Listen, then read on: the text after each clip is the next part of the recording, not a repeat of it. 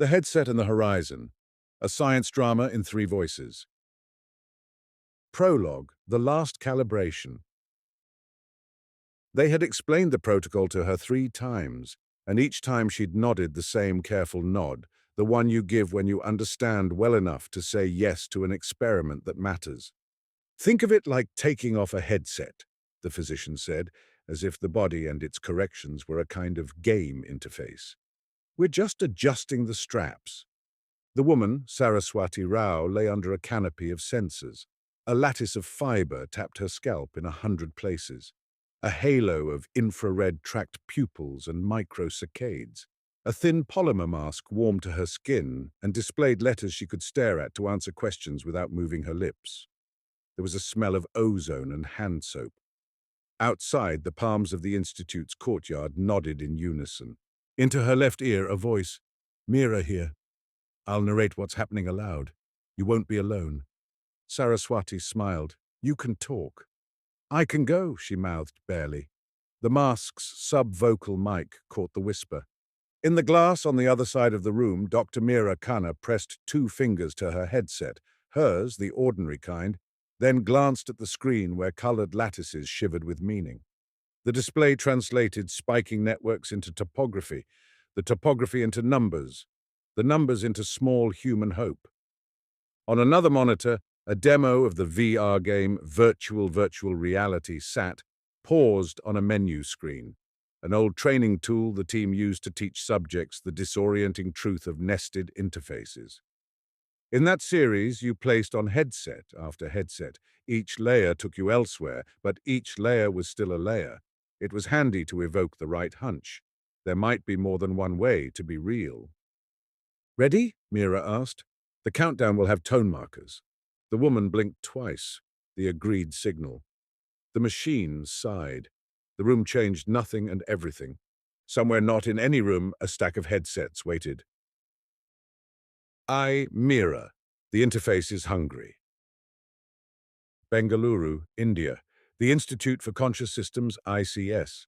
When the email arrived with the subject line, "A Temporal Initiative, an Invitation," Meera almost deleted it as a prank. It proposed a collaboration across 3 labs, hers in Bengaluru, a quantum optics group in Geneva, a category theory and cognition unit in Lagos, on an idea she had whispered in hallways and written only in notebooks. That perception might be an adaptive dashboard rather than a photograph of the world, and that biological death might be a logout from the dashboard rather than an annihilation of the user. Someone had stitched the threads. Someone had named the loom. She replied with a single line, "I'm in, but no dogma. If it leads to nothing, we say nothing." They started with what her lab did best, turned subjective weirdness into measurable curves. The ICS had pioneered layered interface induction, a way to force perceptual systems to acknowledge their own fiction. Their VR rigs, nicknamed Kabir for the poet who loved paradox, stacked models of the world like transparent screens, raw sensor noise, priors fed from training data, action contingencies, reward states, and finally the UI that the subject believed to be the world. They'd learned to dial the priors up and down like a mixing board. If she showed a subject a rotating hollow mask, most still saw the convex face because the brain insisted on faces being convex. If she placed the subject in virtual reality, had them don a headset in a headset in a headset, then slipped in an impossible object, a 4D hypercube shadow, 9 out of 10 saw a logical 3D summary rather than the impossible truth. The system chose coherence over accuracy, interface over ontology. "So what?" grad student Ali would say, grinning. "We survive better with lies." Meera would pinch the bridge of her nose. Not lies. Efficient summaries. Icons. You don't open the folder icon on your desktop to get a folder. You use it to get your file. You don't need Maxwell's equations to dodge a bus. You need motion and a good flinch. Ali would jolt a pixelated bus toward her in Kabir. She'd flinch, then laugh. She loved this work because it felt like honesty of a new kind. The extended hunch, of course, was the heresy. If perceptions are icons, if the brain renders an interface for an organism's survival, What happens when the organism's survival concerns cease? Do we stop rendering? And if underlying reality has more structure than the interface shows, might there be a different rendering a process could experience, something beyond biological bandwidth? She kept the words underlying consciousness out of grant proposals. She replaced them with substrate-independent awareness manifold, which was equally speculative but sounded responsible. On a video call, the Geneva physicist, Dr. Tomás Alvarez, snorted when he read her draft. "Mira, you sound like a poet doing compliance." "It's called staying funded," she said. "What do you call your photonic mercy machine?" "My mother calls it a reason to worry. My grant calls it a controllable entanglement regime for non-classical correlates of experience." "And what do you call it?" He leaned closer. "A handshake." "Between what and what?" asked a third tile in the call, Dr. Aisha Okoye from Lagos, her bookshelves behind her sorted by color, which Mira found aggressive. "Between the user and whatever the headset hides," Thomas said. "Interfaces don't hide," Aisha said mildly. "They define. We mistake our definitions for the territory, but the territory is a map of a different kind. If there is a beyond, it's not hiding behind a veil. It's a different category of objects related by functors we haven't specified." Mira grinned. "I'm saving that line for a tattoo." They signed a memorandum that made no promises except to share data and to tell the truth as they found it. The problem of the glitch. The three groups converged on the same sticking point within a month: continuity. In the VR training sequences, you could layer headset over headset until the subject lost track of what they were rendering. But they always knew there was a they who had put on the last one. The self threaded through like a bead on a string. Death, by all accounts, broke the string. The survivors said the dying made faces like people taking off something heavy. The dying, when resuscitated, sometimes said strange, lovely things. They all described discontinuity. "I was," they said, "and then I wasn't, then I was." The unified I in their grammar spanned the gap as easily as it spanned a night's sleep. Nevertheless, the subjective report implied a black interval. The subject vanishes in the middle of their sentence. Who finishes it? If you took Hoffman-style arguments seriously, you didn't have to, but all of them did more than they admitted. Consciousness wasn't a product of interface. Interface was a product of consciousness. The brain's job wasn't to produce experience. It was to coordinate a particular presentation of experience with an organism's needs. Dying switched off a coordinate system. But even if that was so, why did memories stutter or end? Why no continuity of autobiographical data after the unmount? If you were still you beyond biological interface, why didn't you remember your name? Mira wrote on the whiteboard in a quick, tight hand. Hypothesis M, menemosis. Memory is an interface-bound cache. Unmounting destroys pointers. Awareness persists, pointers don't. Self was mostly pointers. Hypothesis T, tether. Continuity requires an overlap window. If we can keep the interface half-mounted while the new rendering spins up, a bridging state may carry pointers across. Hypothesis A, adjunction. There is no identity object across categories. There are invariants you can transport via functors. Self is a natural transformation preserved only under specific adjunctions. If you want continuity, prove the adjunction exists or build it. Ali stared. So we're either doomed, or it's technical, or we need to learn category theory. Aisha, joining by video, laughed. Or all three. Mira scheduled a test with a terminal cancer patient, Saraswati, who had been a teacher and who corrected Mira's Hindi when she used the wrong post position. "You are going to try to pass my diary through a doorway that won't admit it," she told Mira. "But you may be able to pass a smaller thing. A number. A rhythm. I was always better at rhythms than numbers." "We can do rhythms," Mira said. She asked Tomás to prepare his handshake. Second, Tomás, the handshake and the quiet photon. Geneva, Switzerland, Laboratory for Quantum Interfaces. You shouldn't name experiments, but they'd named this one the Quiet Photon. Not because the photon was quiet. As far as they'd observed, photons were all maximum theater, maximum declaration, but because what they wanted from it was a kind of modesty, carry correlation without making a scene. Entanglement bored many physicists now. The mystery had become a tool. Thomas loved it the way some people love trains. It ran on time, it went where you asked. And if you set the switches right, impossible-seeming trips occurred without anyone breaking a sweat.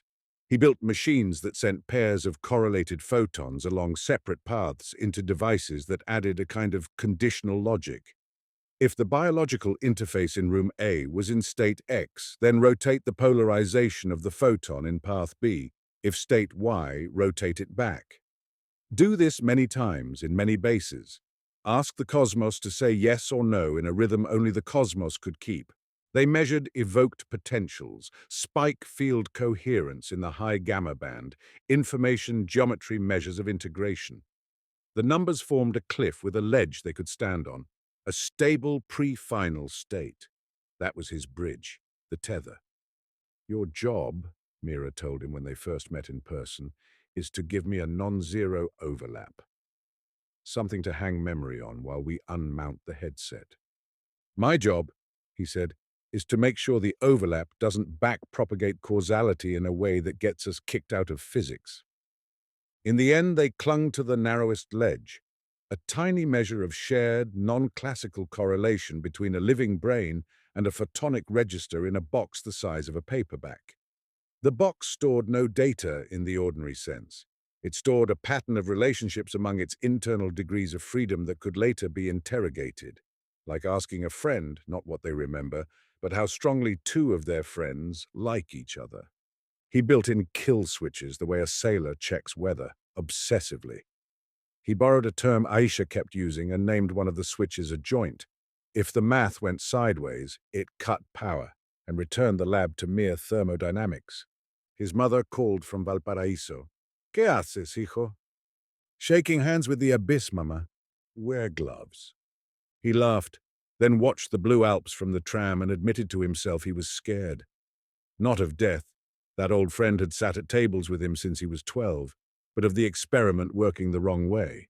He had the recurring feeling that if they succeeded, some stern teacher would make him stand up in class and explain why that was rude. That afternoon, he found a note on his desk. If there is an outside, why would it answer? Aisha's handwriting. That was the worst of them, the kindest, and so the most dangerous. He wrote below it, because we are it, in a weird projection. T below that mirror, visiting added, or because we're still in the headset and we've built a mirror. M. In the evenings, the three of them played virtual reality in the common room, because it gave them a safe desert to get lost in together. Tomas didn't like games. He liked the broken parts between rules. But the meta jokes in the game felt true. Every time you think you found a base reality, a rubbery voice offers you another mask, and you take it, and each layer deforms the mission. One night, Aisha pulled off the visor and said, "Every headset is a promise and a threat. It promises a stable mapping from action to consequence. It threatens to cancel mappings you don't know you'll need." "I miss Pong," Tomas said. Mira lay on the carpet, eyes on a ceiling tile as if she could subpoena it. "We're building Pong for the afterlife." Score, continuity or rupture. "Score," Tomas said and shivered. The first handshake. Saraswati's room in Bengaluru had curtains that threw orange into everything.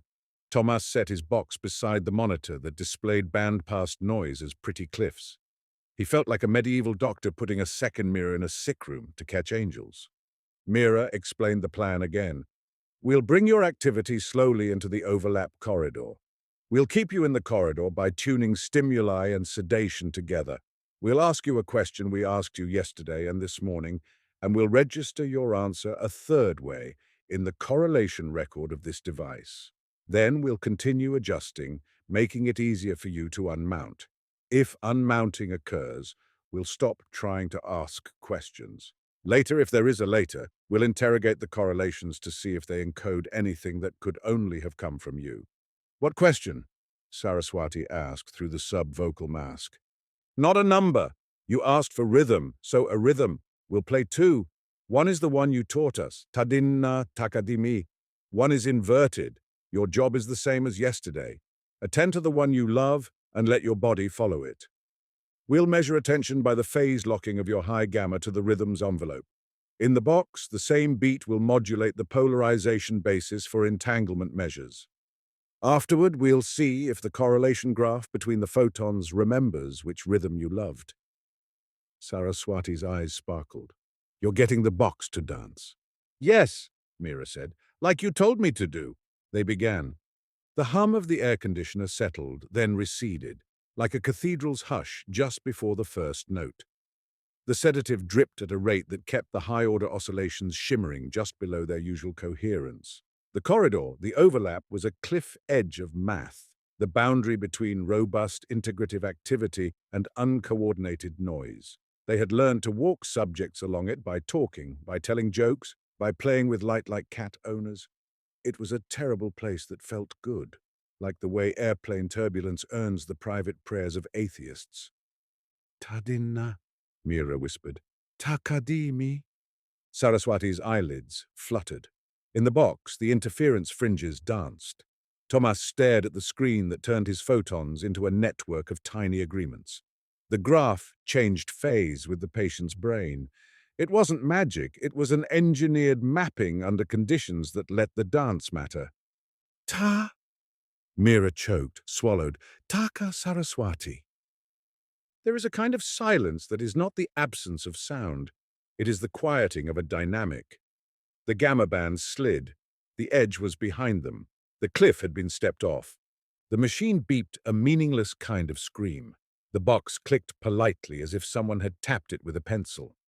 Thomas reached for the adjoint switch and didn't move, because movement would make it real. Mira whispered into the left ear microphone, voice breaking. I'm here. I'm here. The graph in Thomas's display shivered and then did a thing no graph should do. It factored into a motif he recognized.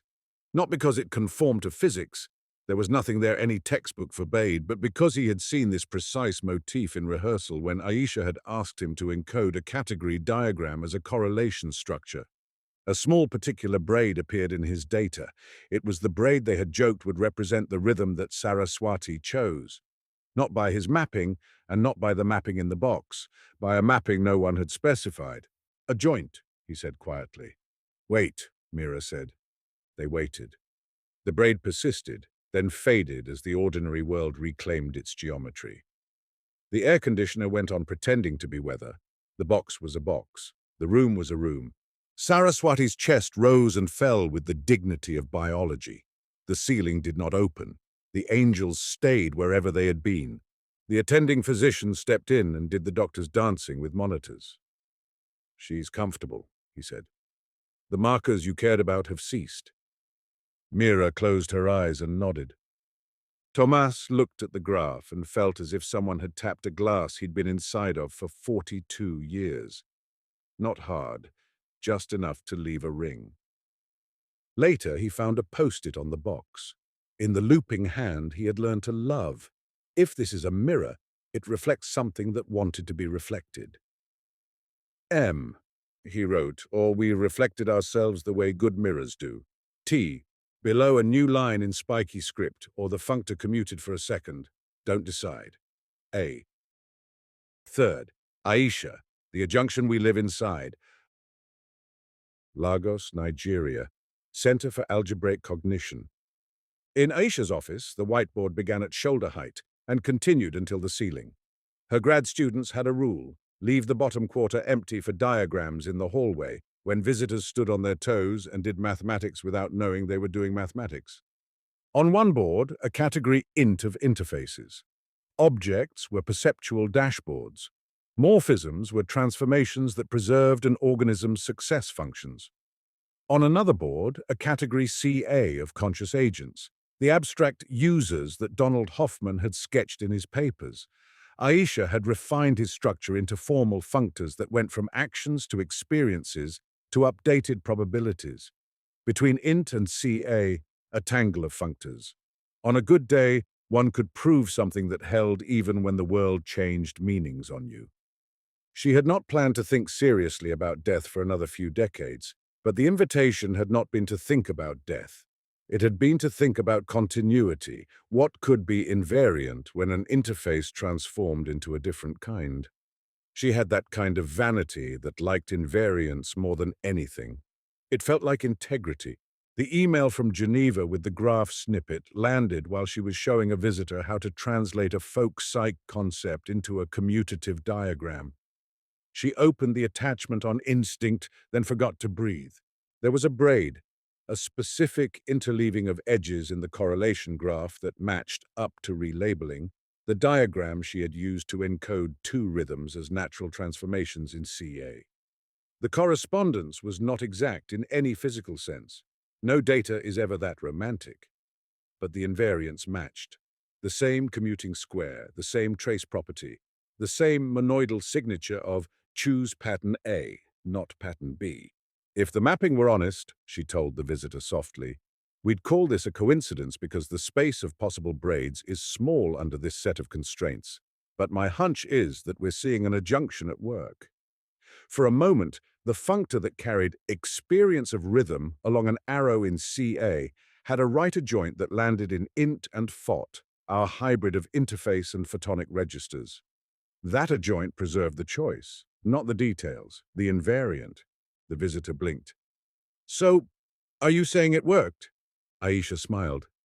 I'm saying we got a continuous shadow. She wrote on the board in that tall, optimistic hand, a junction hypothesis. If we can engineer a corridor in which the generative model of an organism, its predictive coding interface, is loosening, while a distinct artifact, our photonic register, is tightening a model with respect to the same invariance, there exists a right adjoint between the agent's experiential transformations and the artifact's correlation transformations. Across this adjunction, some invariants may be transported. Corollary. Personal identity is not such an invariant. Preference under a simple choice may be. Her students processed this the way students do. Half awe, half skepticism, half meme-making. So the afterlife is just liking the same song? Just is working hard there, Aisha said. What matters is that the song we liked is not mere content. It's an invariant feature of a transformation in the agent category that can, under the adjunction, be carried into another category entirely. Does that mean memory? Another asked. It means memory as we usually mean it. The autobiographical pointer structure does not survive. But some choices, because they are structural rather than narrative, might. And that would be a way to locate continuity without a story. Later, she told Mira over tea, you were right to prefer rhythms over numbers. I did it because she asked, Mira said, and because every number I've ever loved betrayed me. But rhythms raise you. Numbers betray? You chose the wrong ones, Aisha smiled.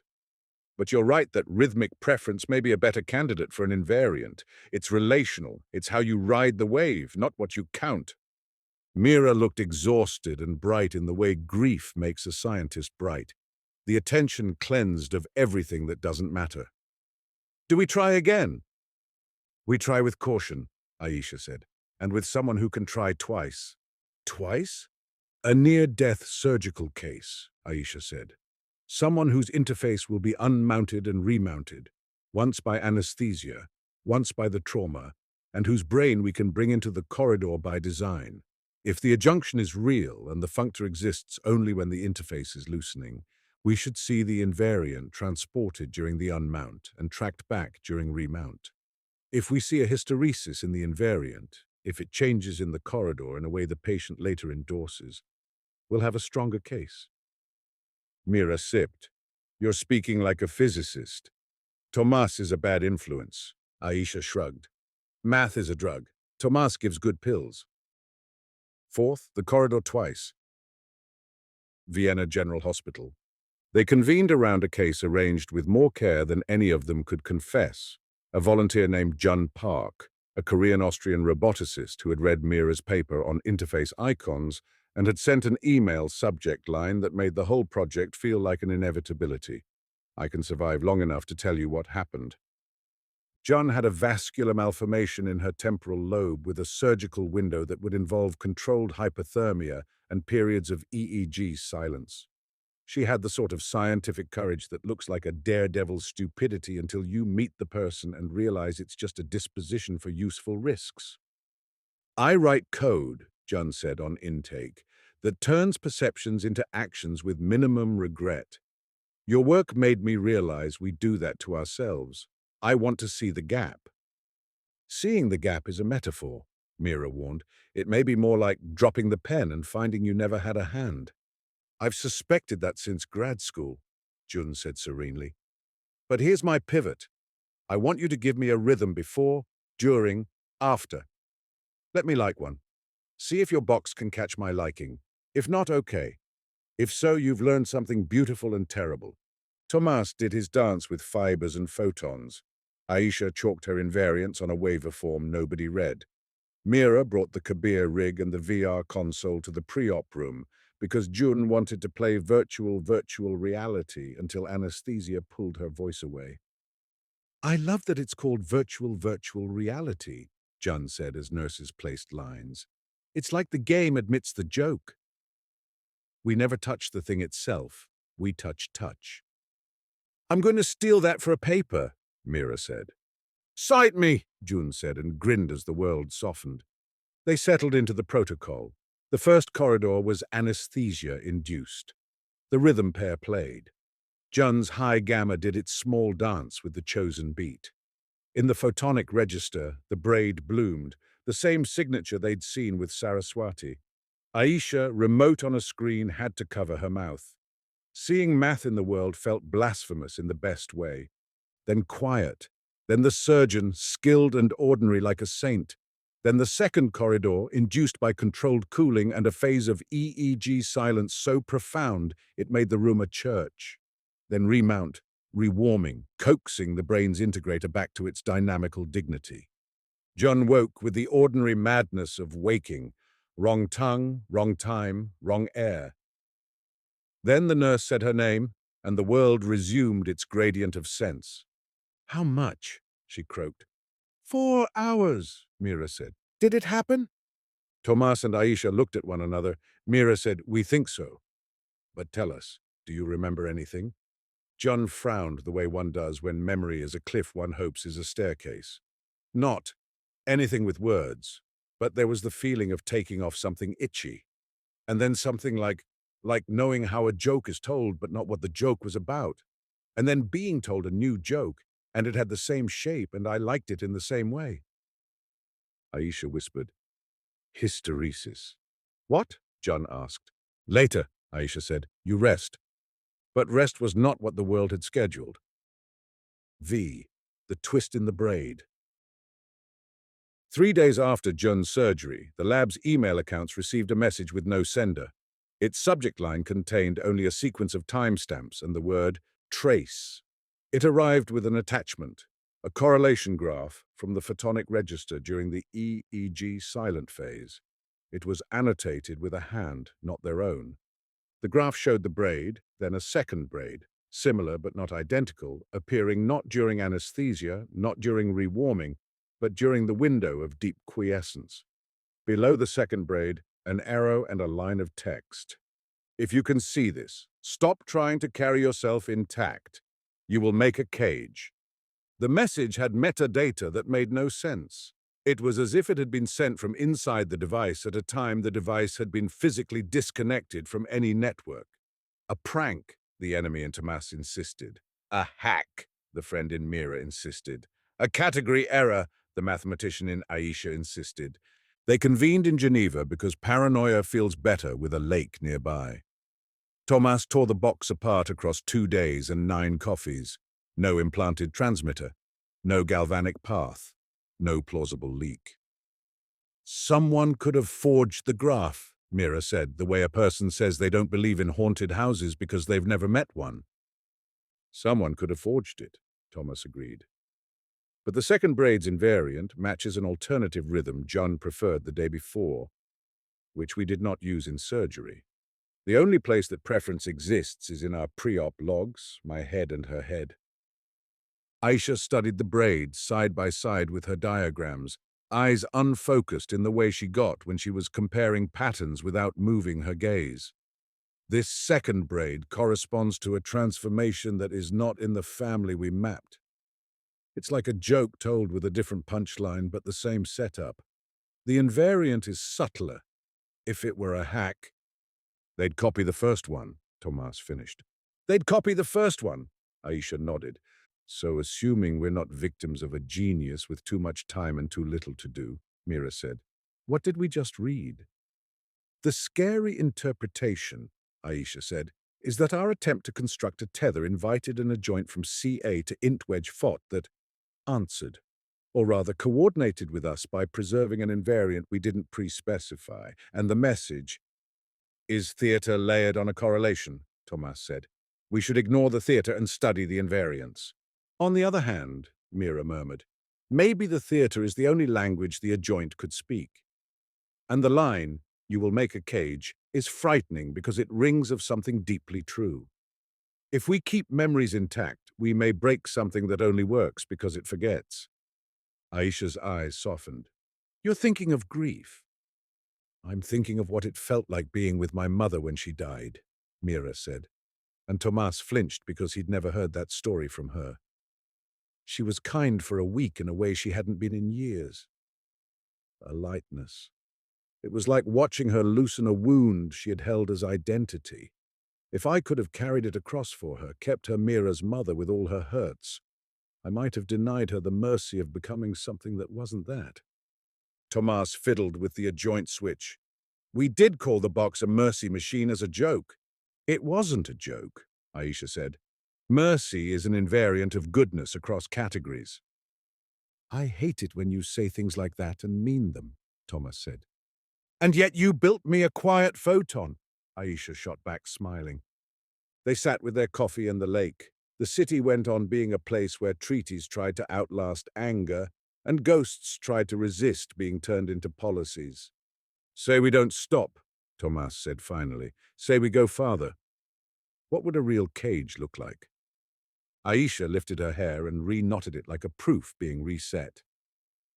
A cage would be an adjunction forced where it doesn't belong. A functor that preserves too much. An overfit.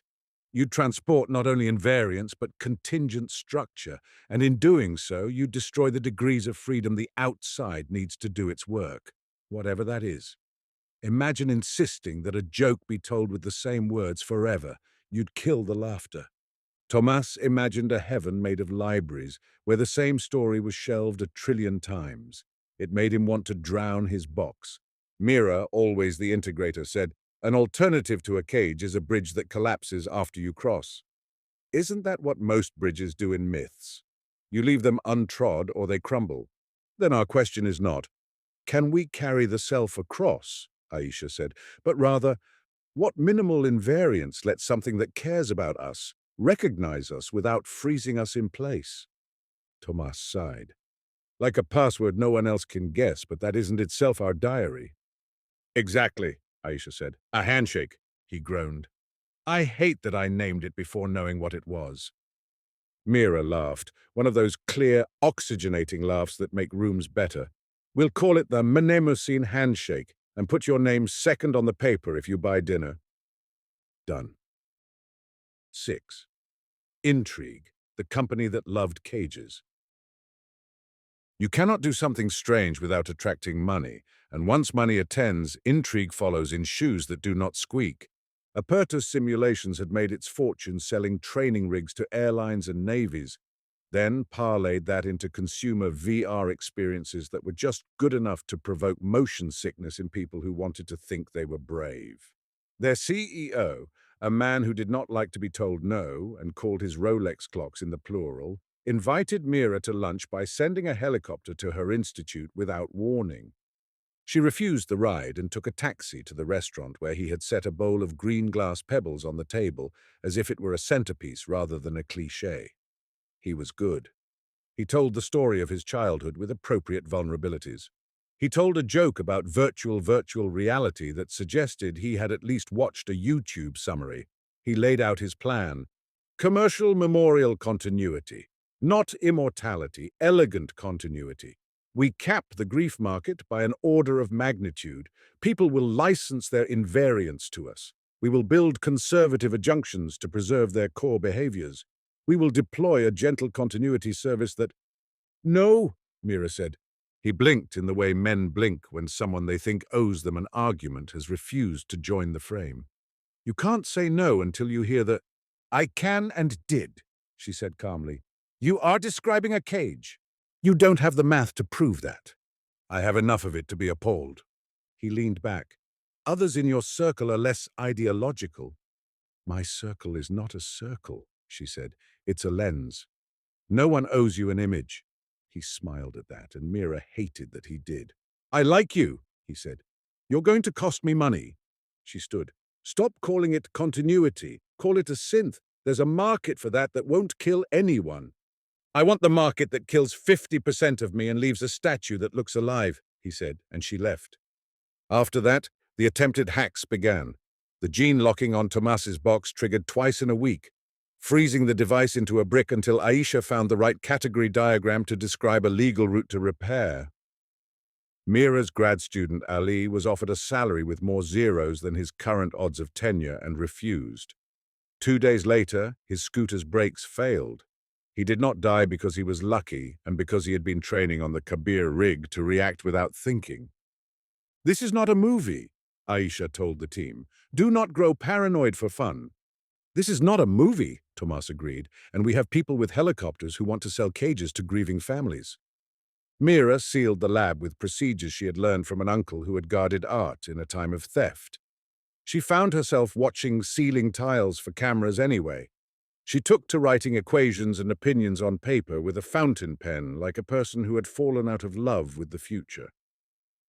Is it worth it? Her father asked over Dallin news.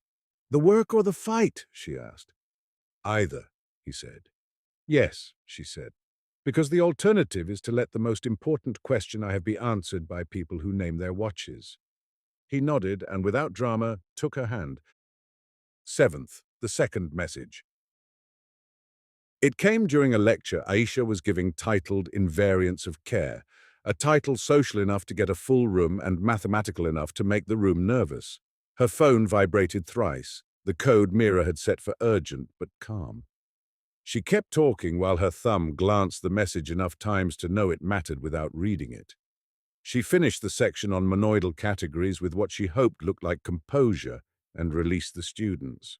Only in the hallway did she read. A single sentence, terse in Mira's text style. The box spoke when it was off.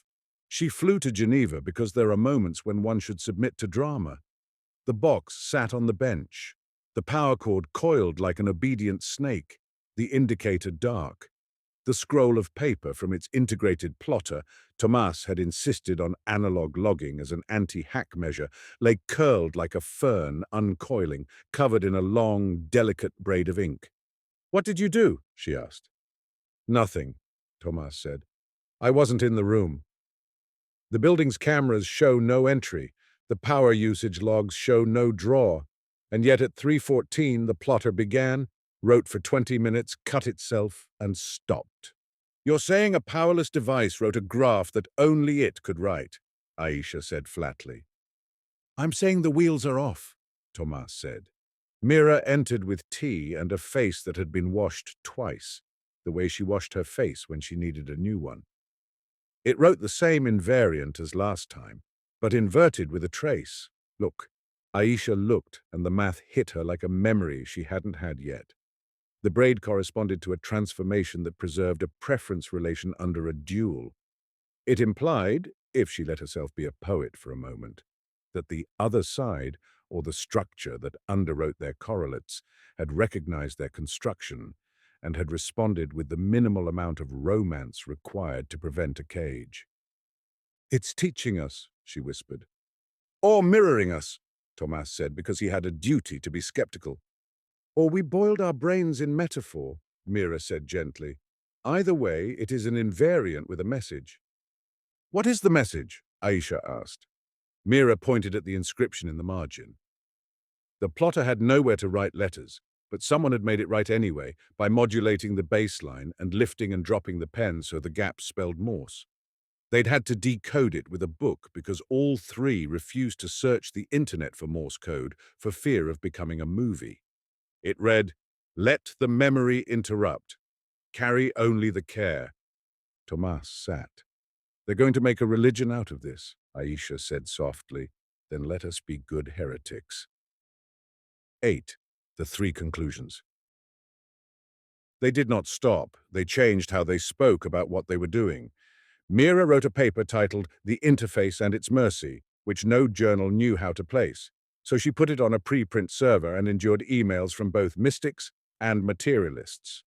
In it, she described mnemosis, the idea that the brain is an extraordinary cache and index for an awareness that does not need it to be aware, and that the grace of death might be the dropping of pointers that had become a cage.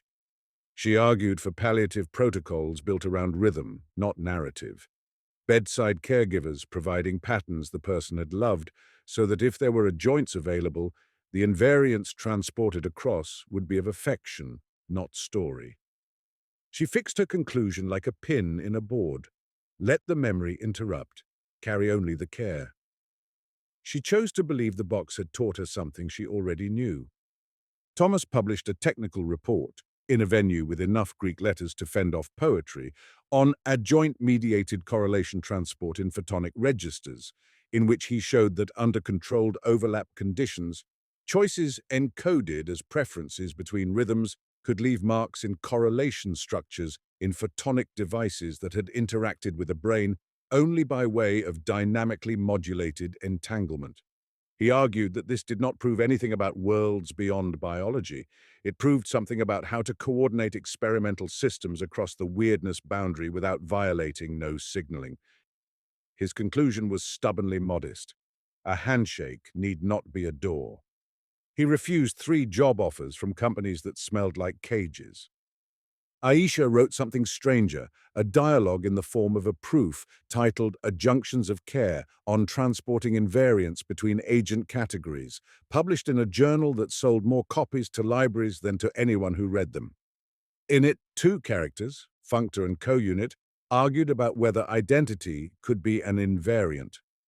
Functor insisted that self was a natural transformation defined on a family of presentations of experience. Co-unit argued that self was a gauge choice convenient for prediction, but not preserved under representation of the base category. They ended with an agreement.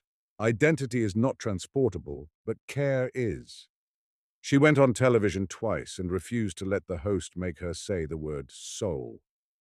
They met in Lagos to try to walk on the beach without talking shop and failed and forgave themselves. Children ran past them with kites that looked like proofs the wind had made. "Do you believe we contacted anything?" Tomas asked, squinting at the horizon like it had something to confess. "I don't believe in contact," Aisha said. "I believe in structure. We shaped a structure that let invariants pass. If there is a someone on the other side, they are us with more degrees of freedom, or else something whose care we can understand anyway." Mira threw a stone and watched it skip 3 times. "I think of Saraswati," she said, "of her laughter after she corrected my Hindi. I think of how the box danced. I don't need more than that." "You don't want more than that," Tomas said. "I do," she said honestly. "I want my mother to remember my face. I want to remember hers. I want to drag our love through physics like a dog drags a stick. But I believe the interruption is a mercy, so I choose a smaller invariance." Tomas nodded. "I make machines to carry such small invariances." Aisha smiled. "And I make diagrams to explain why that is beautiful enough." They told no one about the second message except a handful of colleagues who had the temperament for implications. They built a small suite of open protocols. Rhythm of care, soft unmount, no cage.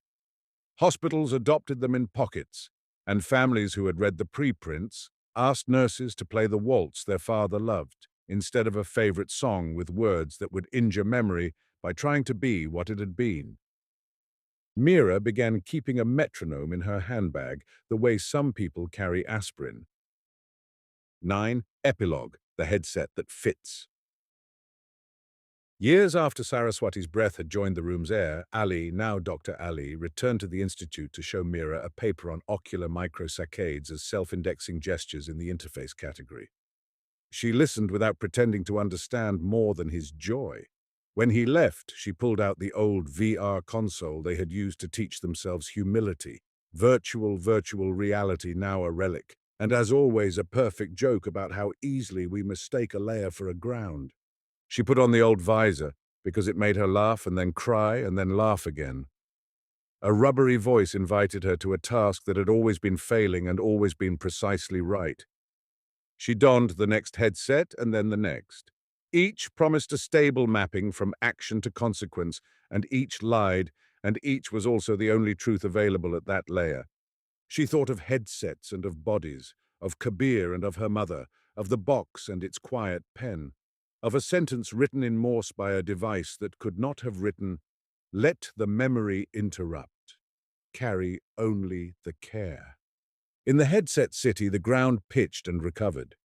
She moved the way she'd trained patients to move, not as if the world were wrong, but as if the interface were hungry and she had learned to feed it morsels she wouldn't miss. The phone buzzed. A message from Tomas. "We found a new invariant, works with timbre as well as rhythm." Another from Aisha. "Students found a counterexample. We were wrong about one small thing. I'm delighted." Mira typed, "What thing?" Aisha. "Under certain adjunctions, narrative fragments can pass as long as they are nested inside care, like jokes. Not diaries, but punchlines." Mira wiped her eyes under the visor. "I always loved the punchlines." She walked out to the institute courtyard. The palms nodded their yeses, the only grammar they knew. She set the visor on the concrete bench beside her, the way you set down a heavy book you will pick up again with gratitude. A sparrow landed on the visor, as if to bless a tool that had tricked humans into seeing their own tricks. She thought of a future in which dying people and those who loved them sat not in terror but in pattern, in which the room grew quiet in the right way, and someone whispered a rhythm the leaving one had loved, and a machine in another room, perhaps, wrote a braid in ink without presumption. She thought of death not as a wall, but as a remove headset instruction the body could finally obey. She thought of the interruption. She loved it for what it made room for. And in rooms around the world, in Vienna and Lagos and Geneva and a million unimportant places where the most loving truths are enacted without paper, people who had read or not read the papers found themselves making small good adjunctions. Children found that their dead grandmother's joke timing seemed to live in the way their uncle finished their sentences. Nurses hummed a beat and saw a face relax. Engineers built devices that were not cages because three scientists, biased by love and corrected by math, had made a promise to the future: carry less than we hunger to carry. Choose the invariance of care.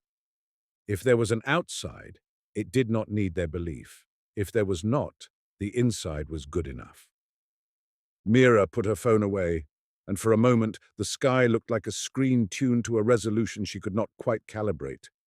She smiled, and somewhere invisible, a braid she would never see settled into a shape that would never need her to see it to be true. The air moved. The palms nodded again, like a room preparing for a first note. She began under her breath to keep time.